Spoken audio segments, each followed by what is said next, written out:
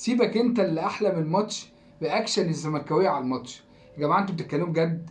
انت قاعد بتتفرج على ماتش الاهلي وبتعمل رياكشن علينا، ومتوقع الرياكشن يبقى عامل ازاي؟ بصوا يا جماعه اتفرجوا على اشكالكم كده بعد كل جون، ده لوحده محتوى، ده لوحده نقعد نتكلم عليه فتره. غير الماتش بقى وحلاوته، الماتش ده هنجيله شكلكم حلو قوي، وانتوا كل جون بيجوا مش قادرين تعملوا ايه فبتضحكوا. يا جماعه ده اللي جاي اتقل، عودوا نفسكم على الكلام ده بقى. وبيتفرج الجاحد على جوان زيزو بيقول لك احمد سيد بالونه، ده احمد سيد ضحكوا. عارف احمد سيد ضحكوا وشك كان هيشقق وانت بتضحك من كنت ما انت يا عيني مش قادر تكتم من غل جواك، بس هو كان باين لنا ما تقلقش يعني. انا عجبتني قوي الاكشنات دي يا جماعه، يعني كتروا منها وحياه ابوكم. الاهلي النهارده بادئ بتشكيله اخترنا لك. عارف تشكيله اخترنا لك اللي هو ايه؟ مالكش حجه، مالكمش حاجه عندي، اهو حطيت كل حاجه. تحس ان الراجل ده ارغي مع التشكيله دي. بن رمضان يا جدعان مفيش كده، بن رمضان من احلى الصفقات اللي دخلت الاهلي.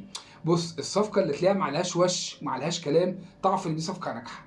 بن رمضان كان كده بالظبط، الراجل دفاع تلاقيه، هجوم تلاقيه، كوره تحت رجله محدش عارف ياخد الكوره من تحت رجله. انا احب اللعيب ده، في لعيبه كده الكوره تحت رجليها انت تحبها. بن رمضان ده كده بالظبط، الراجل مش بيلعب، الراجل بيلحن بيعزف. عارف انت الموزع بيوزع الحان على الملعب كله. طبعا الله يسامحك يا قفشه، الراجل ده انت كنت مموته، ما كانش عارف يتحرك منك الماتش اللي فات. النهارده واخد حريه اكتر، فالراجل عمال بيبدع. بص كلنا متكيفين. بن شرقي بين الشوطين تحس ان هو اتبدل. انا بصراحه بن شرقي الشوط الاولاني كان صعب بالنسبه لي جدا، الشوط الثاني حاجه تانية. الحته اللي كان بيجي بيها ناحيه الشمال كده قبل ما يجيب الجون، شميت ريحه حاجه كده ايه، رمضان صبحي في الحته اللي هو حدف الكوره جه وراها كده. معرفش ليه حسيته فجاه كده رمضان صبحي، فبصراحه يعني انشكحت من جوايا كده. اتمنى بن شرقي يكمل على المستوى ده. زيزو ابننا.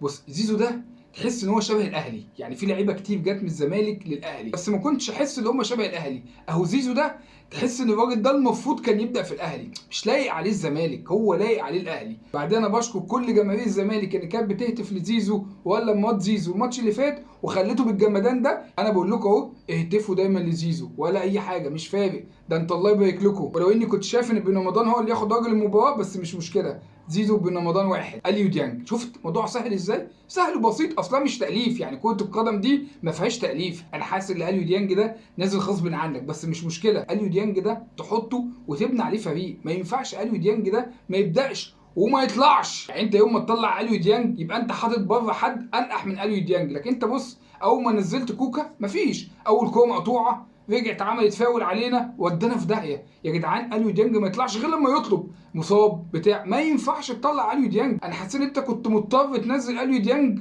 وبعد كده قلت لا بقى انا مش قادر استنى اكتر من كده، انا ارجع انا بقى لدماغي. اتمنى ما تكونش دي دماغك. جراديشار بصراحه ممكن اختلف مع ناس كتير، لا جراديشار حاسس ان الموضوع بالنسبه له تقيل على الارض شويه، مش عارف يسيطر على الكوره تحت رجليه، بحس ان هو بيلعب بقبقاب. فاكر كهربا مالك يا جراديشار كده؟ حاسس ان هموم الدنيا عليك كده والكوره تحت رجلك مش عارف تستلم صح، الكوره تحت رجلك شكلها مش حلو.